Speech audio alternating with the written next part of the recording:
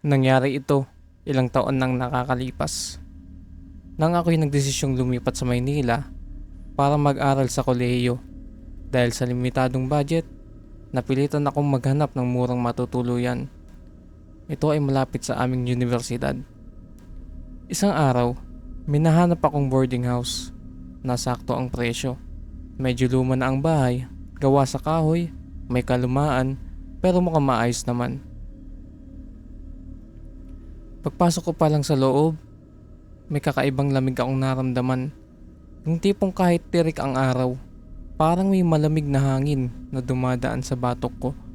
Pero binaliwala ko yun. Siguro sabi ko sa sarili ko, epekto lang ng kaba dahil malayo ako sa pamilya ko. Pagdating ng gabi, habang inaayos ko ang aking mga gamit, nakarinig ako ng mga mahinang kaluskos mula sa itaas. Nagtaas ako ng kilay. Wala namang ikalawang palapag ang bahay. Puro kisame lang ang nasa taas. Siguro daga lang, bulong ko sa sarili ko. Matapos kong mananghalian ng instant noodles, nahiga na ako para matulog.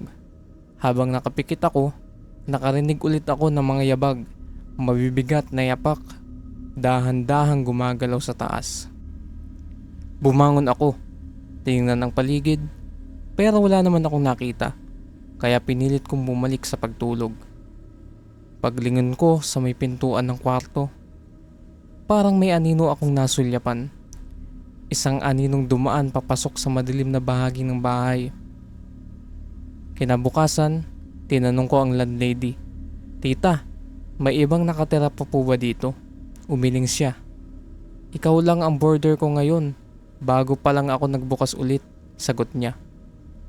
Pero gabi-gabi, pare-pareho ang nangyayari.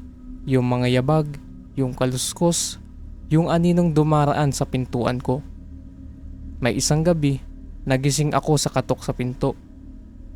3 malalakas na katok, 2:00 ng madaling araw.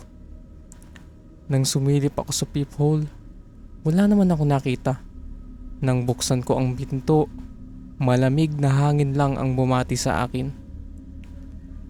Sa sobrang takot, nagpasya ako nang wag munang matulog. Habang nakaupo ako sa kama, nakatitig sa pinto, biglang may narinig akong mahihinang yabag. Papunta ito sa kwarto ko. Mas lalong lumamig ang paligid.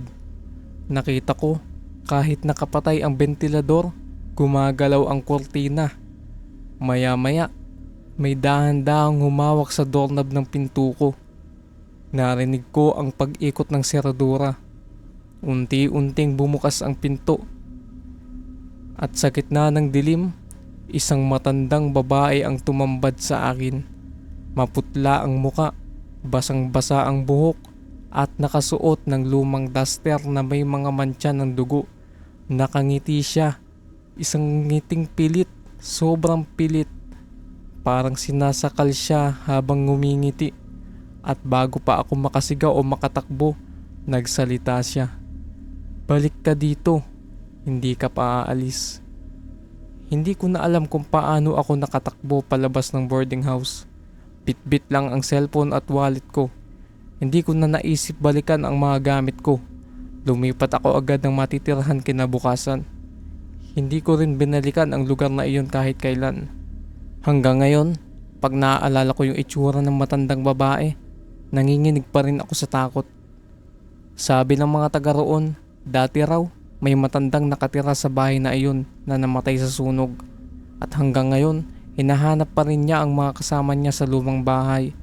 Kaya kung makarinig ka ng kaluskos o kung may kumakatok sa pinto mo sa 10 oras ng gabi, huwag mo na sanang buksan.